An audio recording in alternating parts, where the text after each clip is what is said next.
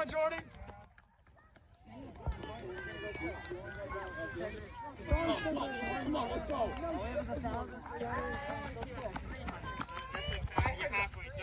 Season's been pretty good. I think it's been interesting because we've been running on our indoor track and nobody else has been doing that. So we've had 2 indoor meets and 2 outdoor meets.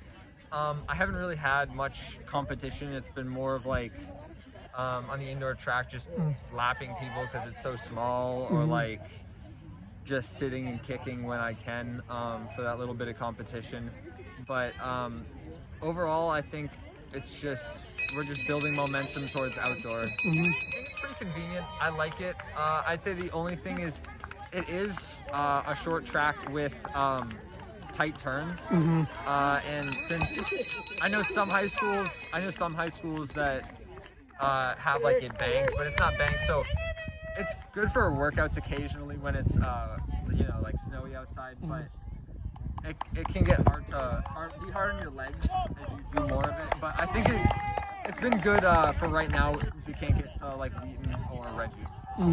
Yeah, I think it's good. It's convenient, I'd say. It's not great all the time, just because it is.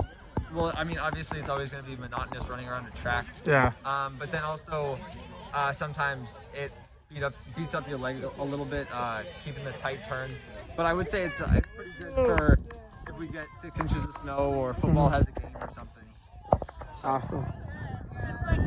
It's been difficult wearing masks, but our team, we put in a lot of hard work, leading up to, I guess, indoor but outdoor track, since it's outside, so it feels really good. And I think Bellingham was a good match for us, so it was fun to compete and get some time for the season. Yeah, especially since this year, usually we run indoors at Wheaton or Reggie Lewis, but those were shut down this year, so we've been running inside our gym, which is a little bit less than a 200, which is really difficult because it's the timing and everything. But out here it's a little better because it is outdoor, which is kind of defeats the purpose of indoor track, but it's still fun. We make our way. Yeah.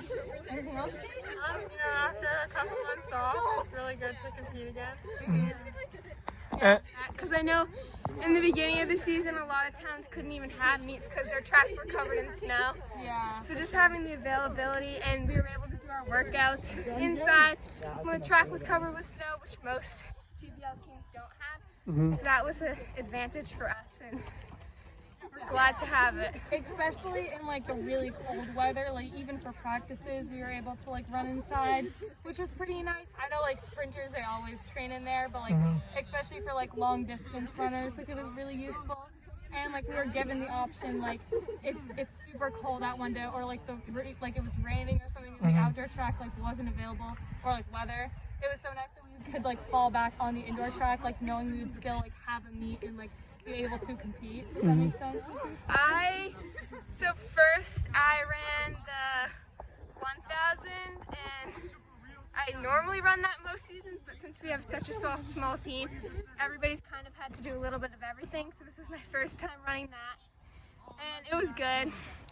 And then I also ran I threw shot put, which I don't normally throw, but a lot of girls, all 3 of us actually, were not throwers, but we had to step up because one of our players was exposed to COVID, so that was good too. It's fun. We just kind of do it for fun. Yeah. And then all 3 of us again were in the 4x4, which we just finished, and yeah. Nice. I did the mile, and it went alright. Some of the work hard. And then I did shot put, and I PR'd because I've never done it before. I didn't throw very far. And then I did the 4x4. And it was good to do that because I haven't ran a relay in a while. So.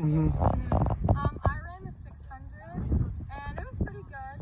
My times are definitely faster outside because I think it's the whole track distance thing. It's better up here. And then them, I ran the 4x4, and then